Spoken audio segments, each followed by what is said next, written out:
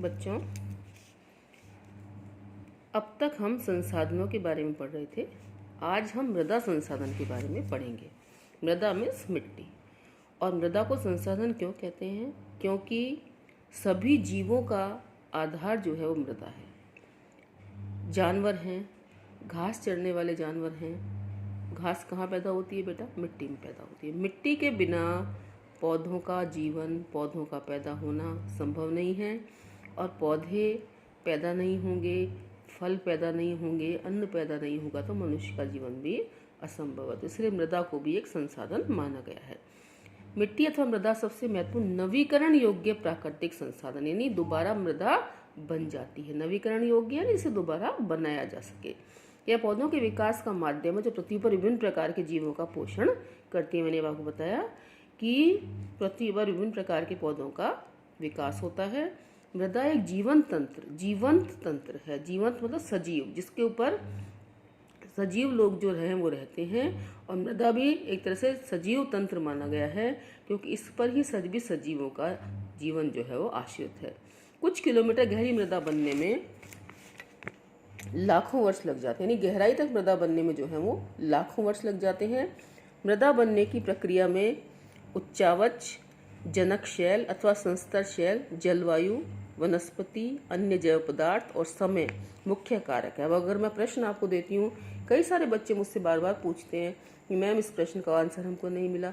बेटा आपकी बुक में ही सारे आंसर हैं। मैं प्रश्न बुक से ही बना कर देती हूँ, किसी पासबुक से नहीं बना कर देती हूँ। अब जैसे मृदा को बनने के कारक, तो देखो मृदा बनने की प्रक्रिया में ये कारक महत्वपूर्ण है।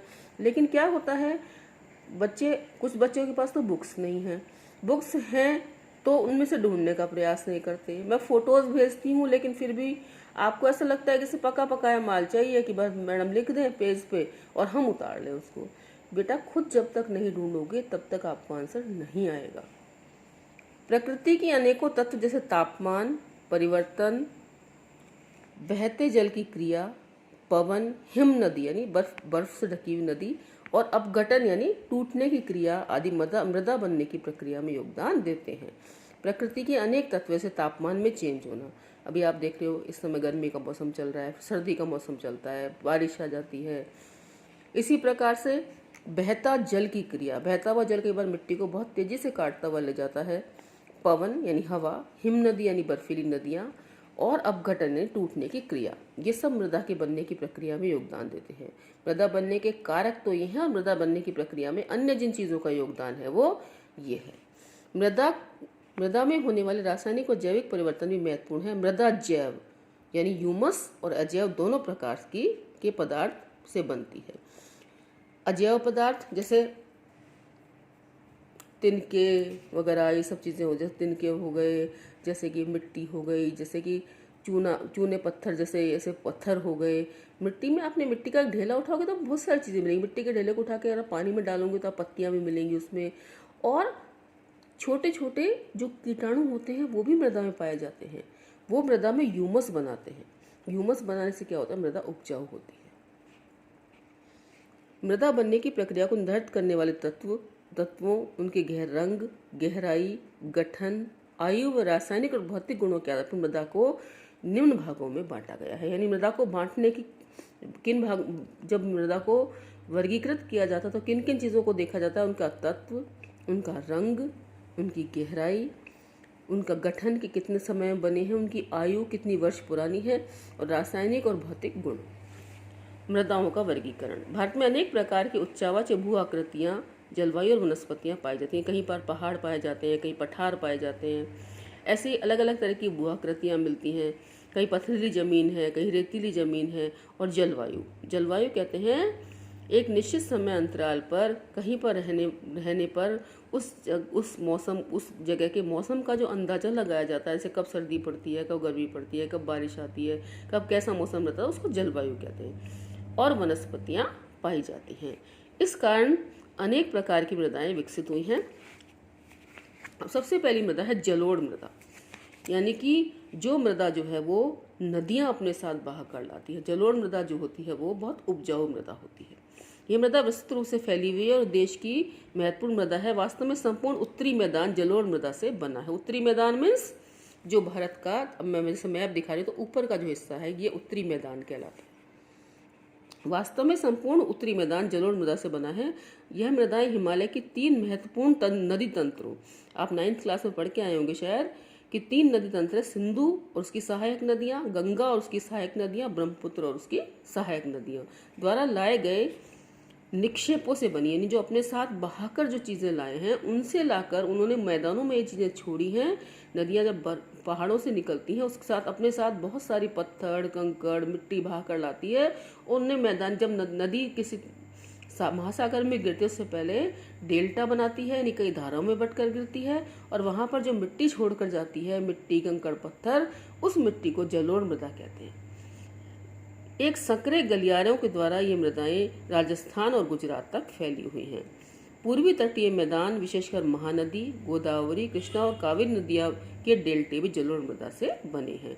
डेल्टा कहते हैं, जैसे नदी यहाँ से मान लो ये समुद्र है, जैसे ये समुद्र में गिर रही है तो यहाँ पर नदी कई धाराओं में बट के गिरेगी, उस जगह को डेल्टा कहते हैं।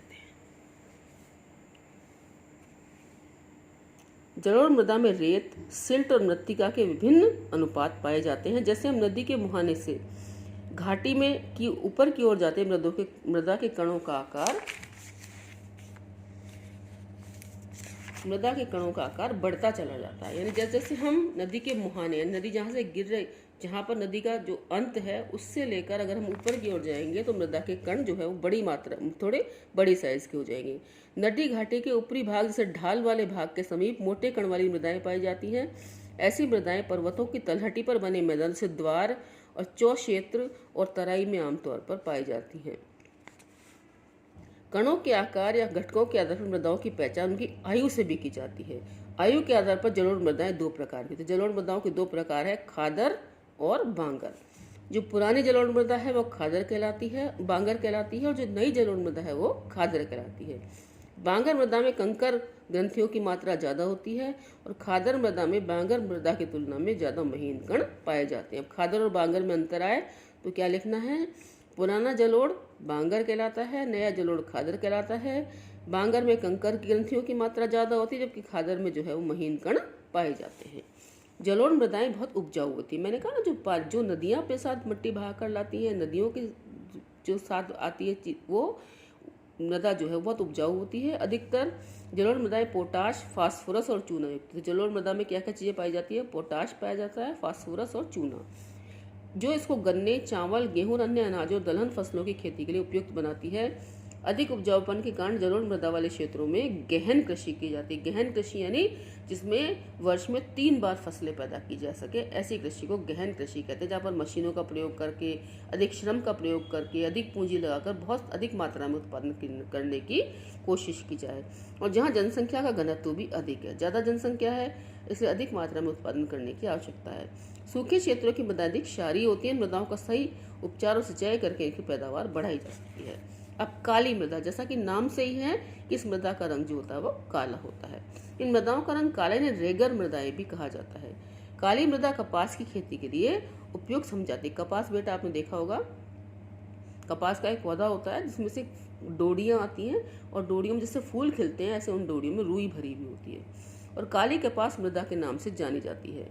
यह माना जाता है कि जलवायु और जनक शैलों से, जनक शैल यानी जन्म देने वाली चट्टानें ने काली मृदा के बनने में महत्वपूर्ण योगदान दिया है। इस प्रकार की मृदा दक्षिण पठार यानी दक्षिणी पठार क्षेत्र के उत्तर पश्चिमी भाग में पाई जाती है। अब आपको मैं नक्शे में दिखाती हूँ कि दक्षिणी पठार कौन सा इलाका है। ये जो इलाका है हमारा, ये जो इलाका है नीचे वाला, ये दक्षिणी पठार कहलाता है। और जनक शैलों से बनी है, यह लावा और जनक शैलों से बनी है। यह मृदाएं महाराष्ट्र, सौराष्ट्र, मालवा, मध्य प्रदेश, छत्तीसगढ़ के पठार पर पाई जाती है, और दक्षिणी पूर्वी दिशा में गोदावरी और कृष्णा नदियों घाटियों तक फैली है। काली मृदा बहुत महीन कणों अर्थात मृत्तिका से बनी हुई, यानी काली मृदा के कण जो है वो बहुत बारीक होते हैं। इनमें नमी धारण करने की क्षमता बहुत होती है। इसके अलावा मृदाएं कैल्शियम कार्बोनेट, मैग्नीशियम, पोटाश और चूने जैसे पौष्टिक तत्वों से परिपूर्ण होती है, परंतु इनमें फास्फोरस की मात्रा कम पाई जाती है। गर्म और शुष्क मौसम में इन मृदाओं में गहरी दरारें पड़ जाती हैं। आपने कई बार देखा होगा कि खेतों में जो है वो जब सूख जाते हैं तो उनमें एक लाइनें पड़ जाती हैं, मिट्टी जब आपके भी गमले में भी कभी मिट्टी जब आपने भरी होगी तो जब वो सूख गई होगी तो एक अलग तरह की दरारें पड़ जाती हैं, जिससे इनमें अच्छी तरह से वायु का मिश्रण हो जाता है, इसमें हवा भर जाती है।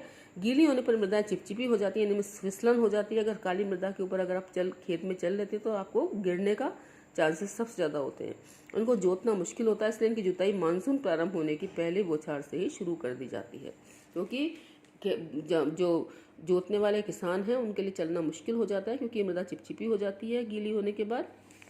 लाल और पीली मृदा।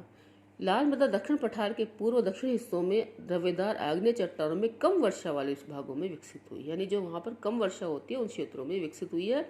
लाल और पीली मृदा उड़ीसा, छत्तीसगढ़, मध्य गंगा के मैदान, दक्षिणी छोर पर और पश्चिमी घाट के पहाड़ी पद यानी पहाड़ के नीचे के हिस्से में पाई जाती है। इन मृदाओं का रंग लाल इन मृदाओं का लाल रंग रवेदार आग्नेय रूपांतरित चट्टानों में लौह धातु के प्रसार के कारण होता है। इनका लाल रंग क्यों होता है? इस मिट्टी का आग्नेय और रूपांतरित और कायांतरित एक बार चट्टानों में लौह धातु का प्रसार होने के कारण इनका रंग जो है वो लाल होता है। इनका पीला रंग इनमें जल योजन यानी जल के प्रवेश के कारण होता है। लेटराइट मृदा। लेटराइट शब्द ग्रीक भाषा के शब्द लेटर से लिया गया है, इसका अर्थ है ईंट। लेटराइट मृदा का निर्माण उष्ण कटिबंधीय तथा उपोष्ण कटिबंधीय जलवायु क्षेत्रों में आर्द्र यानी गीले तथा शुष्क ऋतुओं के एक के बाद एक आने के कारण होता है, कि भारी वर्षा से अत्यधिक निक्षालन का परिणाम है। यानी बहुत ज़्यादा बारिश होती है तो उससे जो मृदा कटती है यानी निक्षालन जो होता है उससे ये मिट्टी बनती है। लेटराइट मृदा अधिकतम गहरी तथा अम्लीय होती है। इसमें सामान्यतः पौधों के पोषक तत्वों की कमी होती है।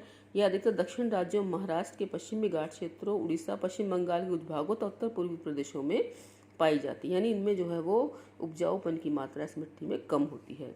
इस मिट्टी में पर्णपाती और सदाबहार वन मिलते हैं। पर्णपाती मीन्स जो अपने पत्ते एक ऋतु में गिराते हैं, और सदाबहार यानी जिनमें सदा बहार आई रहती है। यहाँ इनमें ह्यूमस पर्याप्त मात्रा में पाया जाता है, लेकिन विरल वनस्पति और अर्धशुष्क पर्यावरण में इनमें ह्यूमस की मात्रा कम पाई जाती है। जो जिस मृदा में ह्यूमस की मात्रा कम पाई जाती है वो मृदा थोड़ी कम उपजाऊ होती है। स्थल रूपों पर उनकी स्थिति के अनुसार इसमें अपरदन तथा भूमि निम्नीकरण की संभावना। अपरदन मीन्स कटाव होना और भूमि का क्वालिटी जो है वो गिर जाना। मृदा संरक्षण की उचित तकनीक अपनाकर मृदाओं कर्नाटक, केरल, तमिलनाडु में चाय और कॉफ़ी उगाई जाती है। यानी मृदा संरक्षण की तकनीक अपनाकर इस मृदा में भी चाय और कॉफ़ी की खेती की जाती है। कॉफ़ी भी आपने देखा हो बेटा, कॉफ़ी बीजों के रूप में लगती है और बीज को पीसकर फिर कॉफ़ी बनाई जाती है। चाय पत्तियों के रूप में लगती है, पत्तियों को पहले सुखाया जाता है, उसके बाद उनको मशीनों से बनाया जाता है। तमिलनाडु, आंध्र प्रदेश और केरल की लाल लेटराइट मृदाएं काजू की फसल के लिए उपयुक्त है। आप सभी ने काजू खाया होगा, तो यहाँ पर काजू की पैदावार होती है। मरुस्थली मृदा, जैसे नाम से ही पता लग रहा है, जो मरुस्थल में मिलती है, रेगिस्तानी इलाकों में। मरुस्थली मृदाओं का रंग लाल और भूरा होता है। ये मृदाएं आमतौर पर रेतीली और लवणीय होती हैं। कुछ क्षेत्रों में नमक की मात्रा इतनी अधिक होती है कि झीलों में जल वाष्पीकृत करके खाने का नमक भी बनाया जाता है। शुष्क जलवायु